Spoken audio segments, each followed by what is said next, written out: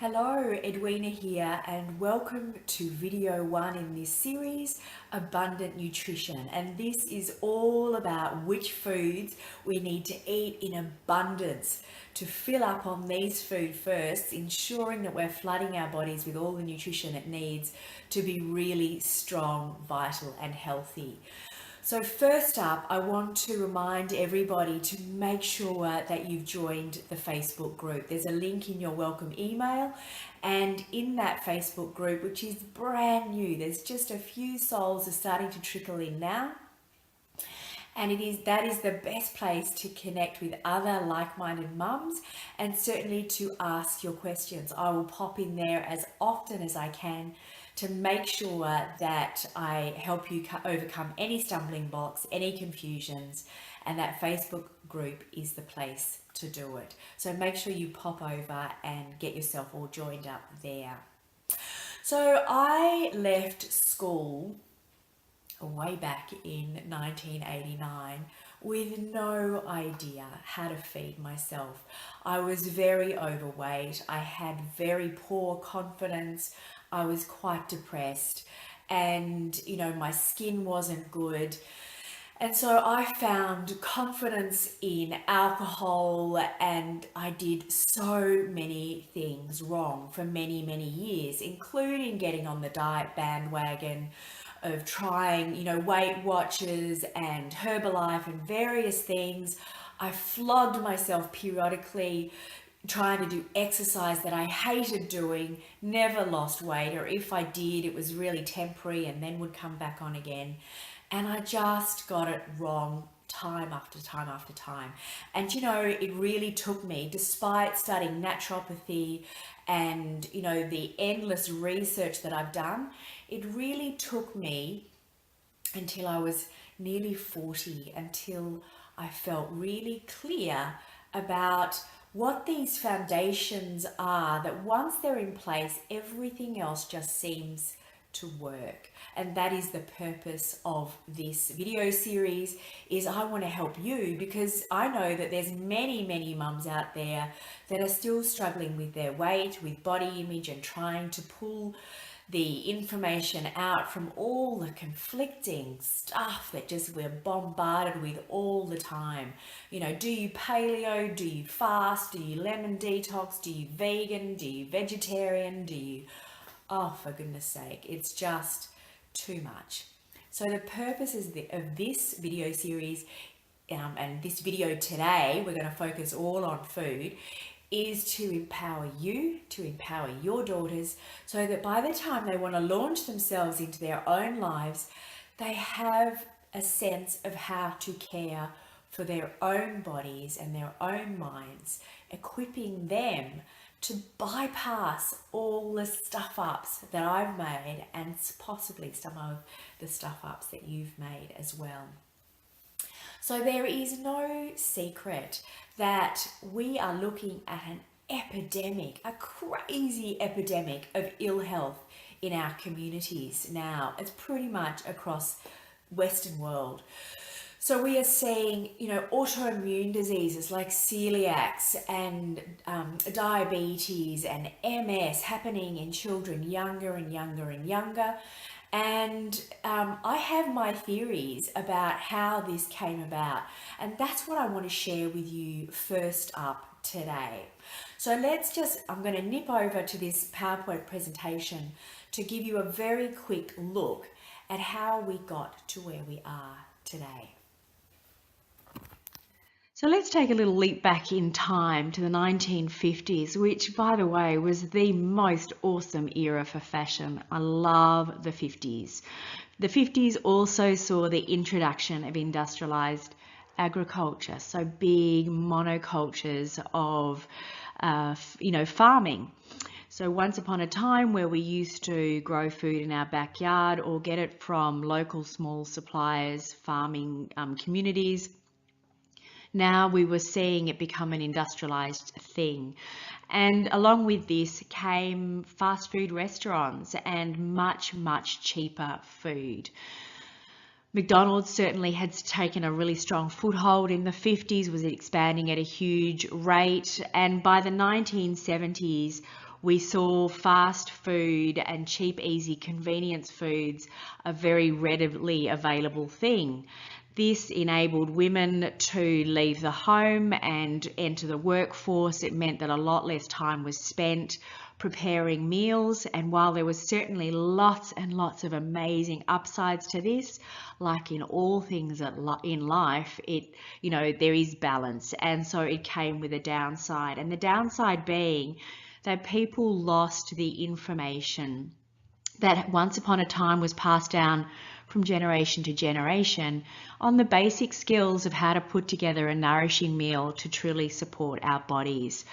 The United States government recognized this by the early 70s, scratching their lovely little heads. They said, okay, well, we better come up with some guidelines to help the general public. So what they did is they pulled together a team of nutritionists to set up some guidelines for us. This team of nutritionists literally traveled the globe, cherry picking all the best bits of information from cultures that were doing really well, had really low rates of ill health, and much older cultures than Australia and America, cultures that had been using traditional foods and traditional diets to support their health for many, many generations. They gathered all this information together, and then they handed it in to the Secretary of the Department of Agriculture in America, so the USDA. The USDA being made up of all the big wigs in agriculture, so the Grain Board and the Dairy Board and so on and so on. They took this list that the nutritionist gave them, and they felt that it really didn't suit their purposes. So what they did was they altered it, and this is what came back. The team of nutritionists recommended that we have 2 to 3 servings maximum of grain in their whole form. This is equivalent to 2 slices of bread per day in grain. The USDA changed that to 6 to 11 serves of grain per day. This is a significant difference. 2 to 3 servings of dairy became 4 servings of dairy. The nutritionist also recommended that we have 4 tablespoons of cold pressed fats. So imagine, olive oil and things like that, in addition to naturally occurring fats in food. The USDA removed recommendations for fat. Cold pressed fats were removed altogether. The nutritionist recommended 5 to 9 servings of fresh fruit and vegetables. This was altered to 2 to 3 servings of fruit and vegetable. The reason given was that fruit and vegetables were unaffordable. So they were able to grow grain in bulk and feed it to people for much cheaper than they could fruit and vegetables. So they just simply took the recommendations down to being that low. This was actually altered a little while on. The Heart Association had a fit when they saw it, and so they did up it a bit, but not much. Protein, the nutritionist recommended 150 to 200 grams of protein per day. This was changed to 230 to 250 grams of protein in a day. Nutritionists said sugar should be well below 10% of total caloric intake. This was changed to moderate sugar intake, which is just hilarious. I think this was fairly liberally interpreted by the general public, who thought maybe 6 cans of Coke instead of 1 would be okay, moderate. The nutritionist also wanted to have in there to strictly limit refined carbohydrates and cut down heavily on empty calories and health depleting junk food. So when the Department of Agriculture came back with their suggestions, and what they suggested is what became the food pyramid that we have been taught since the 70s. I was certainly taught this in school, and my children were taught this in school up until only about a year ago, 18 months ago, when they changed it to the plate. So I know that you would have been taught the food pyramid as well. So there's little wonder why we have ended up where we have ended up, and there is little wonder why we are also confused in how the hell we got here. But hopefully this will paint a better picture. When the team of nutritionists saw the guidelines, their response was this: no one needs that much bread and cereal in a day unless they are elite athletes, and giving Americans a free starch gorging pass would unleash an unprecedented epidemic of obesity and diabetes. I think they were right. So if you want to learn a little bit more about this, or you're interested to read more, an awesome book is called Death by Food Pyramid, which was written by Denise Minger, and then that book is pretty easily found. I actually found it on Audible if you like listening to books rather than reading them. Okay. Welcome back. So I am sure now that I have given you so much information about, in the welcome video about your microbiome, about epigenetics. There's a blog post below this video where you clicked on this video to watch it that gives you all the information about the fact that we are literally built from the food that we eat. We are 60% water, we are 20% protein, and we are 20% fat, and there's a little bit of carbohydrate and vitamins and minerals and things thrown in there. But we are literally, you hear this saying, you are what you eat. It is quite literal. So it makes sense to make sure that we are putting the best quality ingredients into our bodies that we can. So there's that there for you. And then also what I have there for you to print out is what I've just called your daily menu. And it is literally a very simplistic, broken down view of how much vegetable to eat, how much protein to eat, how much fat to eat, how much carbohydrate. And I think, did I add water on there? I think I've given you a little formula for water. So the best way to know how much water to get into ourselves, because we're all different, we all weigh something different. A basic guideline is to take your weight and times it by 0.03. But I've written that there for you, print it out. There's also a space for you to take some notes. So if you want to pause the video now, do it. You can go and print that out, and then I've given you a space where you can take notes from what I'm going to tell you next. And really, I don't want to bombard you with any more about the why. So here is what I recommend we should be eating every day. Number one, without question, is we need to be eating more veggies. So 6%, I think it's like 6% of Australians currently eat the recommended daily allowance of vegetables. And as you've just seen, even that is not enough if you really want to flood your body with nutrition. So the number one thing that I strongly urge you to do, if you take this away and you think, right, I need one thing to focus on, it's that you need to eat more vegetables. Now, I actually have what I call a veggie prescription, which I've also given for you that you can print off. I want to give you as much as I can, but at the same time, I don't want to overwhelm you. So one step at a time, check in at the Facebook group, ask questions, and just keep the ball rolling in little incremental steps. But the veggie prescription I have taken from a woman who is absolutely extraordinary. Her name is Terry Walls, and she's all over YouTube. She's done TED Talks. She's written the Walls Protocol. She is extraordinary. And so I was very inspired by work that she's done, and she's got her own kind of guidelines around veggies. And so I've written my veggie prescription through being absolutely inspired by her. And what the veggie prescription is it divides the vegetables that you need to eat every day into 3 separate groups, and then it tells you how much. Now, don't forget there's a printout for you, so don't feel overwhelmed. You don't have to write it all down now. I've sorted that for you. But just to let you know, the 3 groups of veggies that you need to get in every day. The first one is dark green leafy veggies, and you know that this is something that mothers have been telling their kids for generations. We need to eat our greens. It will give you all this lovely, fiber and masses of vitamins and all the other things that are so necessary. It is just an essential. B vitamins, A vitamins, K vitamins, C vitamins, the list goes on and on and on. Get your green veggies in. I recommend that we eat 3 cups of green leafy veggies every single day. So this can be salad veggies, it can be rainbow chard, it can be bok choy, it can be kale, it can be spinach. There is a wide variety, and I recommend you eat a wide variety.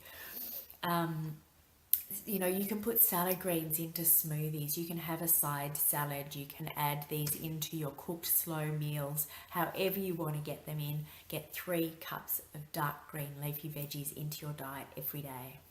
The second group are the deeply coloured veggies. So these are the ones that when you cut through them, they're deeply coloured the whole way through. And all this colour is literally advertising to you their antioxidant content. So these group of veggies are so important for that reason. And then the last group on the list is the sulfur-rich veggies. And this is not something that a lot of people are very familiar with. There's 3 families of veggies in the sulfur-rich veggie category. One is brassicas, so that's your broccoli, cauliflower, cabbage and so on. And then there's your mushrooms, and then there's your allium family, so that's onions and garlics and so on. Once again, don't forget, it's printed out there for you. It's going to be really easy. Just stick it up on the wall in your kitchen and you can go, right, I've got something from there, something from there and something from there, and it's easy peasy. So that's your veggies. And with the deeply coloured, 2 cups a day, and with the sulfur rich, also 2 cups a day is my recommendation. And this sounds like a lot, and for many people it's a massive jump. But you know what this does is when you add in this abundance of nutrition, it starts to crowd out the need for all the other bits that you incidentally fill up on but aren't actually doing your body any good. So it's a great tool to use to crowd out the bad food, is by flooding your body and your taste buds with lots of good food.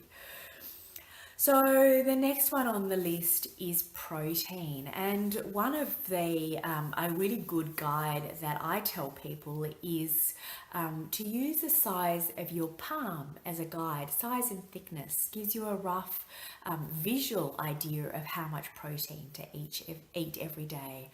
Now, my guidelines around protein, if you're vegetarian, then this takes another whole level of education, which I don't really do in this video, but it is important to know your sources of protein. For those of you that eat meat, it is so important that you eat organic, grass-fed, free-range, wild-caught, best possible quality protein that you can, for 2 reasons. 1, because the treatment of animals in large-scale agriculture is appalling. It is heartbreaking. So we don't want to support that. What we want to support is local farmers who are treating their stock with love and care.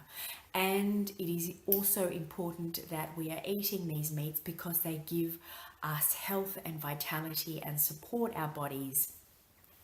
So that is my recommendations around protein.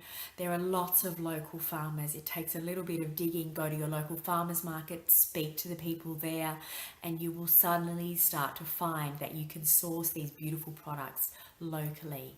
So that's, we've done vegetables and we've done protein and fats. So if you remember, the nutritionist recommended 4 tablespoons of cold pressed oils in addition to naturally occurring fats.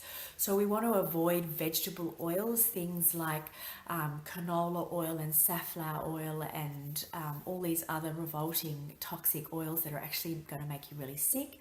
And you want to instead make sure that you're getting cold pressed olive oils and Inca Inchi oil, which is an amazing source of omega-3s, coconut oil, all these really beautiful naturally occurring oils in their most natural state are going to support your body to be really healthy. And then there's the naturally occurring fat. So that's in things like the fat in meat, and obviously then there's sorry, I'm scratching, something's irritating my neck. Avocados, nuts, and seeds, foods like that are really, really going to support your health. The great thing about eating fat, when I talk about crowding out the bad by eating an abundance of the good, is fat is really satisfying. It is really good for you to eat these naturally occurring fats. Because they are so satisfying, they'll keep you satisfied for much longer, which means you won't have the need to snack on other foods, the sneaky snack foods that are not good for you. They're just not needed. Okay, so we've covered vegetable, we've covered, which is carbohydrate, by the way, fats, protein, and then of course there's grain. And I'm not anti-grain by any means. There is enough evidence now to suggest that eating gluten is really not good for anybody, and certainly eating the extraordinarily high levels of gluten that we do. Many people eat wheat 5 times a day, 6 times a day, whereas if you remember, the recommendations are not more than 2, maximum 3 servings in a day. And really, if you're not doing high levels of intensive exercise and stuff, you maybe don't even need that much in the form of grain. So keep the grain servings down and go for non-gluten grains. That is my recommendation. Okay, so I think we talked, water, as I said, we're like 60% water. Water should really be the only drink on offer in your house. This is my recommendation, and I really do think it's much easier for people to adhere to this if the tempting cordials or soft drinks or other things just aren't on hand. So drinking fresh filtered water is really, really important. Get yourself a water filter if you don't have one already. There's lots of nasty chemicals in our water now that are having adverse effects on our health. So fresh filtered water is really a non-negotiable. It's really, really important. And sending your daughter off to school each day with water in her drink bottle rather than anything else is going to do her, great favors. And obviously, herbal teas and things are also fine. So on these cold wintry mornings, make a herbal tea to go in a flask, and that's a really nice sort of way to change things up a bit. All right, just don't want to miss anything. I'll check my notes.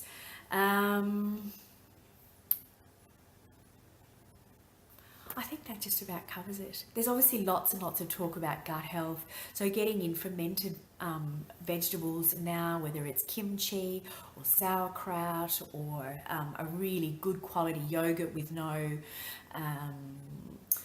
sugars and flavors added. Add your own. Add some beautiful raw honey or some chopped, fresh fruit. Those kind of things is really, really important. Okay, so that's it for today, and I hope that has given you lots to go in with. There's definitely lots of things for you to print out in the Facebook group for this week, which is all about abundant nutrition. I'm going to be putting up what we're eating on a day-to-day basis, just to give you an idea of what our breakfast, lunch and dinners look like, just to start giving you a picture of what it's like to put that quantity of vegetable together. I hope it helps. Jump in there, ask any questions that you have, and I look forward to sharing the next video with you, which will come out in a week, and that's going to be all about movement and how we use movement to support our bodies to be vital, happy and healthy. All right, bye for now.